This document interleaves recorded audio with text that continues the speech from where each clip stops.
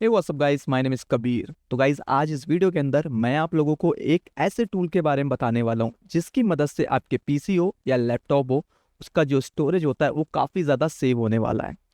Basically इस tool के ज़रिए क्या होगा कि आप अपने कोई भी फोल्डर्स की फाइल हों या फोल्डर्स हों, उनको दूसरे फोल्डर्स के साथ शेयर कर सकते हो। यानी उसकी जो लिंक है उसको शेयर कर सकते हो। जैसे कि आप एक शॉर्टकट आइकन बनाते हो, सिंपली आप क्लिक करते हो, फाइल खुल जाती है।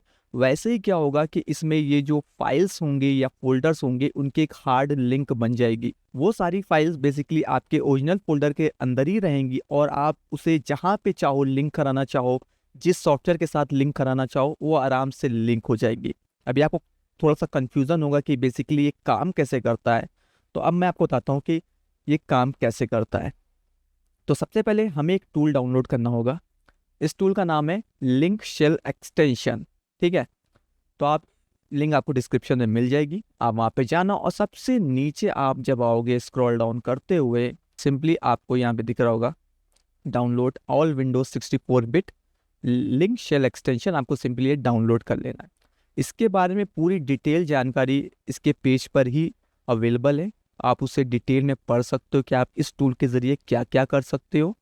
तो मैंने क्या किया कि इस टूल को ऑलरेडी डाउनलोड कर लिया है, 64 बिट वाले को। जब आप 64 बिट वाले को डाउनलोड कर लोगे तो ये जो टूल है आपको कुछ इस तरीके से दिखेगा। सिंपली आपको डबल क्लिक करके इंस्टॉल कर लेना है। इंस्टॉल करने के बाद आपको ये कहीं पर भी इसमें शो नहीं होगा। ये आपके डायरेक्ट जो वाला मीनू होता है, राइट क्लिक करके जो आपका जो मीनू खुलता है फाइल का, उसमें शो करता है। तो देखिए यहाँ पे एक नया ऑप्शन आ गया, पिक लिंक सोर्स का। पिक लिंक सोर्स का ऑप्शन के जरिए ही अपने हम फोल्डर्स या फाइल को लिंक करेंगे दूसरे फोल्डर्स के साथ।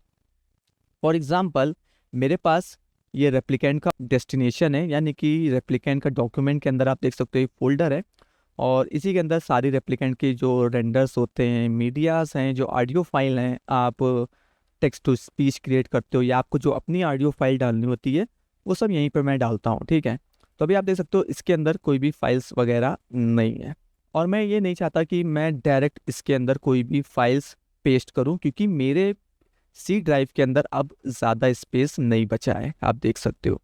तो आपके साथ भी ये प्रॉब्लम हो सकती है कि आपकी जो ड्राइव है जहाँ से भी ये सॉफ्टवेयर लिंक करते हैं फोल्डर को, उसमें स्पेस ना हो और सॉफ्टवेयर के अंदर बेसिकली ये ऑप्शन भी नहीं है कि आप उस फोल्डर की लोकेशन चेंज कर पाओ। जब आप फोल्डर की लोकेशन चेंज नहीं कर सकते हो तब आपकी ये टूल काफ़ी ज़्यादा काम आने वाला है। तो मैं क्या करूँगा, मेरे पास एक अलग ड्राइव के अंदर जो आप देख सकते हो साटा SSD लिखा हुआ है, इसके अंदर मेरे म्यूज़िक की कई सारी फाइल्स हैं। यहाँ पे कई सारी आप देख सकते हो MP3 फाइल्स हैं जो कि यूट्यूब की लाइब्रेरी से मैंने डाउनलोड किया है। और मैं क्या करूँगा, अपने जो ये ओरिजिनल डेस्टिनेशन है ये फाइल को यहीं रहने दूंगा। सिंपली मैं इस फोल्डर को इस आईडी वाले फोल्डर के अंदर लिंक कर दूंगा। वो मैं कैसे करूँगा आप देखना। तो मैं क्या करूँगा, सिंपली मैं अपने जो ये म्यूज़िक वाला फोल्डर है इस पर राइट क्लिक करूँगा, शो मोर पे जाऊँगा, यहाँ पे मुझे ऑप्शन मिलेगा पिक लिंक सोर्स का। सिंपली मैं इस पर क्लिक करूँगा। अब मुझे जिस भी फोल्डर के अंदर ये फाइल्स को दिखाना है, मैं उस फोल्डर के अंदर गया, अपने रेप्लिकेंट ऑडियो वाले फोल्डर के अंदर गया, मैंने यहाँ पे राइट क्लिक किया, शो मोर पे गया। अब आप देखोगे यहाँ पे एक ऑप्शन आएगा ड्रॉप एज का और कैंसिल लिंक का। तो मैं क्या करूँगा, ड्रॉप एज पे क्लिक करूँगा। मेरा फोल्डर है तो मैं सिंपली यहाँ पे चूज़ करूँगा जंक्शन। जैसे ही मैं जंक्शन पे क्लिक करूँगा तो आप देखोगे उस फोल्डर का यहाँ पे आइकन आ गया है और इस पे एक छोटा सा एरो का भी निशान आपको दिख जाएगा। इससे आप आइडिया लगा सकते हो कि ये आपने फोल्डर हार्ड लिंक टूल के ज़रिए क्रिएट किया है। अब आप जो भी फाइल्स इस फोल्डर के अंदर डालोगे वो सारी फाइल्स इस फोल्डर के अंदर भी शो होंगी और जो आपका सॉफ्टवेयर रेप्लिकेंट हो या कोई भी अदर प्रीमियर प्रो हो, उसके एक्सटेंशन हो, अगर वो उस फोल्डर को एक्सेस करते हैं तो उस फोल्डर के अंदर भी वो फाइल शो करेंगी। कैसे, मैं आपको एग्जांपल के तौर पे यहाँ पर रेप्लिकेंट ओपन कर लेता हूँ। तो गाइस यहाँ पे मेरा रेप्लिकेंट ओपन हो गया है, तो मैं सिंपली एक सीन क्रिएट करता हूँ और मैं यहाँ जाऊँगा एनिमेशन के अंदर, एनिमेशन में जाऊँगा यहाँ पे ऐड ट्रैक के अंदर और यहाँ पे मैं चूज़ करूँगा ऑडियो को। ऑडियो के अंदर यहाँ पे आपको आइकन मिलेगा ऐड ऑडियो का। तो आप देखोगे जितने भी MP3 वहाँ पे थे वो सारे यहाँ पे शो कर रहे हैं। जबकि मैं आपको दिखाऊं, मैंने इस फोल्डर के अंदर कुछ भी नहीं डाला। ये फोल्डर बेसिकली लिंक है मेरे ओरिजिनल डेस्टिनेशन से, कि आपको मल्टीपल टाइम अपनी जो फाइल्स हैं उनको कॉपी नहीं करना पड़ता है। सिंपली एक जगह पे स्टोर कर दो, उसकी हार्ड लिंक क्रिएट कर दो इस टूल के ज़रिए, और वो कहीं पर भी जो सॉफ्टवेयर उसे एक्सेस करता होगा तो वो ईजिली एक्सेस कर पाएगा। और ये बेसिकली कोई कॉपी नहीं हुआ है, ये डायरेक्ट लिंक है इस फोल्डर के साथ। अगर आप इस फोल्डर के अंदर फाइल्स, अपने ओरिजिनल फोल्डर के अंदर फाइल्स डिलीट कर दोगे तो वो यहाँ पर भी नहीं शो करेंगी। जैसे कि अभी आप देख सकते हो यहाँ पे सारी शो कर रही हैं। और जैसे ही मैं अपने ओरिजिनल फोल्डर के अंदर कुछ भी फाइल्स को डिलीट करूँगा, जैसे मैं सारी फाइल्स डिलीट कर देता हूँ दिखाने के लिए कि मैं इन सारी फाइल्स को डिलीट कर देता हूँ अपने ओरिजिनल, जहाँ पर मेरी जो SATA SSD ड्राइव में सेव थे, तो आप देखोगे आपको ये दिखाएगा कि आप रेप्लिकेंट के ऑडियो के म्यूजिक फोल्डर के अंदर हो, लेकिन इसके अंदर कुछ भी नहीं है क्योंकि मैंने अपने ओरिजिनल डेस्टिनेशन से फाइल्स को डिलीट कर दिया है। और अब मैं रेप्लिकेंट के अंदर जाऊंगा तो आप देखोगे सब कुछ खाली हो चुका है।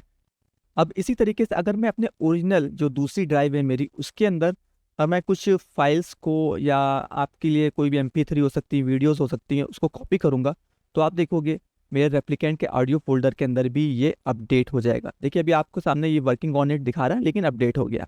अब मैं अपने रेप्लिकेंट के अंदर जाऊंगा तो ये तीनों फाइल्स इसके अंदर दिखेंगी। तो सिंपली मैं इसके आगे यहाँ पे जो ये आइकन है इस पर क्लिक करूंगा तो ये कुछ इस तरीके से हो जाएगा। मैं इस पर डबल क्लिक करूंगा तो ये फाइल्स बेसिकली ऐड हो जाएगी इसके अंदर।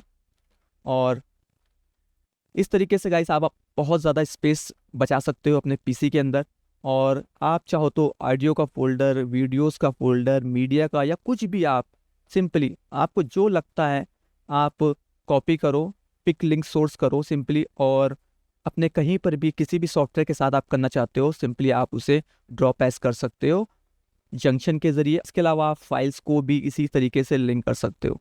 अगर मैं क्या करूँ, यहाँ पे इस फाइल पे राइट क्लिक करूँगा, शो मोर पे जाऊँगा तो यहाँ पे मुझे ऑप्शन मिलेगा पिक लिंक सोर्स का। मैं इस पर क्लिक करूँगा, जहाँ पर भी मुझे लिंक करनी है वहाँ उस फोल्डर के अंदर जाऊँगा, राइट क्लिक करूँगा, शो मोर पे जाऊँगा और यहाँ पे ऑप्शन आएगा ड्रॉप सिम्बॉलिक लिंक का, तो मैं ड्रॉप कर दूँगा, यस कर दूँगा। तो आप देखोगे फाइल मेरी यहाँ पे आ गई। तो गाइज़ ये एक छोटा सा टूल है लेकिन आपके बहुत ज़्यादा काम आ सकता है। आपके काफ़ी ज़्यादा जो स्टोरेज आपको सेव कर सकता है। आपको मल्टीपल टाइम कोई भी फाइल्स हैं, फोल्डर्स हैं, उनको कॉपी करने की ज़रूरत नहीं है। अपनी एक जगह पे आप एक ड्राइव के अंदर उनको सेव कर लो। आपको जहाँ पे भी जिस फोल्डर के अंदर यूज़ पड़ता है उस फाइल्स का आप सिंपली उसकी लिंक क्रिएट कर दो, आपका काम हो जाएगा।